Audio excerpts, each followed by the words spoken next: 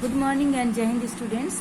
This time I have taken the chapter Kingdoms, Kings and an Early Republic. So here I had told you about Varnas, 4 Varnas, and in which Brahmin, Kshatriya, Vaishya and Shudras were there. So here comes Janpadas. Janpadas means where Janas lived. They means where they set their foot. So जनास when they set their foods मतलब जहाँ पर लोग रहते हैं उसको जनपद बोलते हैं. Archaeologists have excavated a number of settlements in these जनपदास such as Purana Qila in Delhi, Hastinapur near Meerut and Atranji Khera near Etah. So here we have found these janpadas. Then they made earthen pots to contain grains, and these were in grey, red color, and one special type of pottery found at this site is known as painted greyware. So these things archaeologists have found. Now Mahajanpadas. A few janpadas became very important, and those were known as Mahajanpadas. So some of these are also shown on map, and most Janapadas had a capital city, and many these were fortified. Means they were well built up.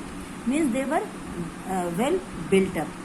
Means around them there were huge walls made of stones for the protection.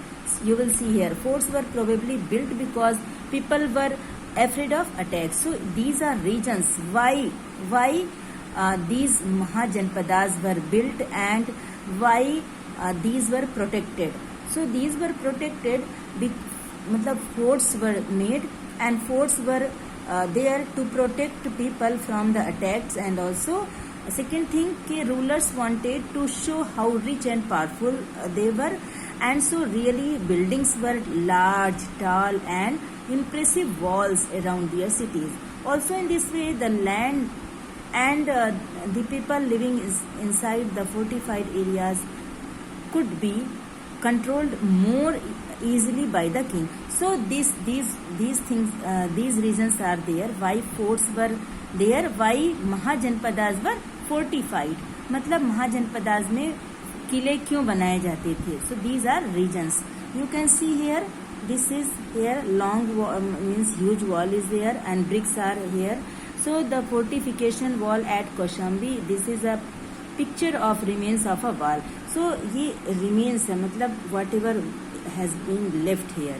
See here how huge the wall is. Now the new Rajas now began maintaining armies, and for maintaining armies they would have needed money also. So for money they would collect taxes. So here taxes were collected due to the region for the expense of building huge forts, जो बड़ी बड़ी buildings बनाते थे, किले बनाते थे for that region, and for maintaining big armies. So these were regions. अब देखो where they would collect taxes. So taxes on crops were the most important. This was because most people were farmers, and they usually had to pay 1/6 of what they produced. 1/6 मतलब 6 part of their production. Here the next tax was their form of labor. For example, weaver, smith, they would have to work or for a day, or they would even for a month for the king. Herders were also expected to pay taxes in the form of animals. Yeah, they could also give milk, ghee, like animal products, and taxes goods that were brought and sold through the trade. So traders also there to pay taxes. Hunters, gatherers also provide forest produce to the Raja as tax. See what were the changes in agriculture. So first they would use wood plowshare, and then they started using iron plowshares so that the soil could be turned over in the better way.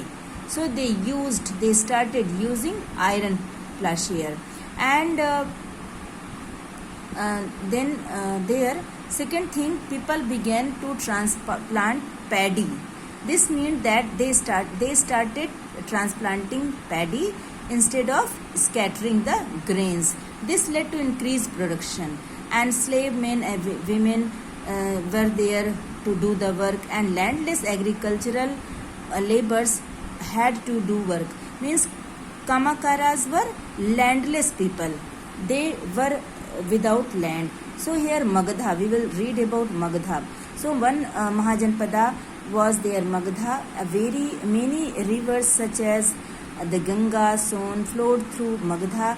This was important for transport, water supplies, and land fertile. For making the land fertile, parts of Magadha were forested. Elephants which lived in the forest could be captured and trained for the army. So forest also also provided wood for building and for other regions also. Besides, there were iron mines were also in the region, so that region that could be trapped to make strong tools and weapons. Magadha had two very powerful rulers, Bimbisara and Ajatasattu, who used all possible means to conquer other Janpadas so that they could be able to extend their border.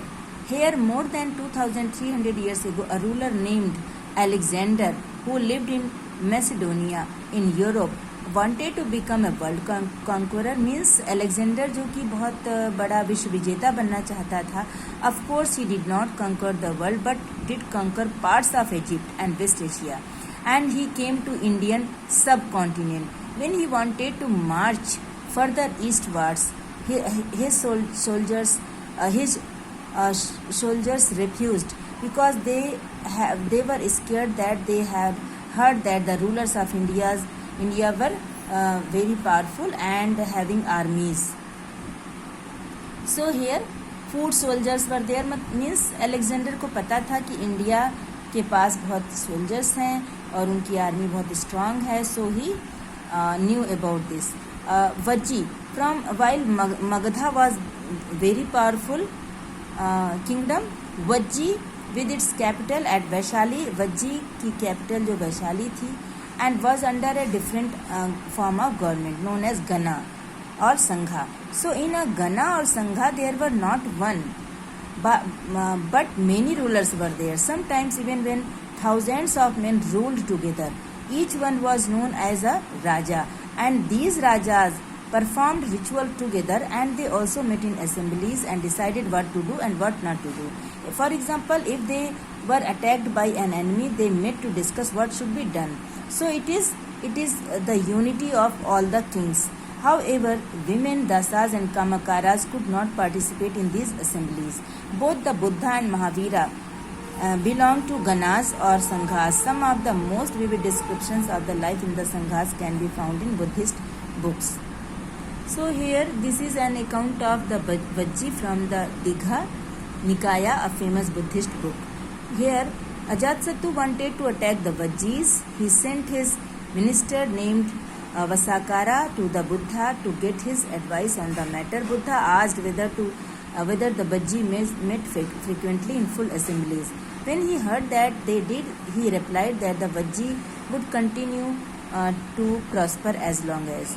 So here they held full frequent public assemblies, and they met, acted together. They followed, they would keep assemblies for discussion. Vajji women were not held by force or captured.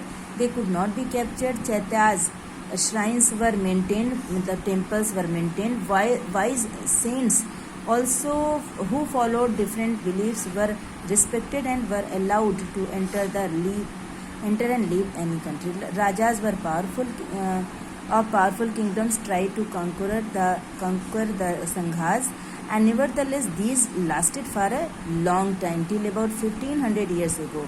So it is about that. And at the sudden moment there was another. So here we will discuss about Athens, where democracy was there, and all free men over the age of 30 were recognized as full citizens. They were given a right to choose their leaders. All citizens could attend these meetings. Appointments for many positions were made through lottery, means like democracy. Citizens were expected to serve in the army and the navy also. However, women were not considered citizens. Also, many foreigners who lived and worked in Athens as merchants and craftspersons did not have right as citizens. So here Athens, there was democracy. Okay students, thank you and Jai Hind.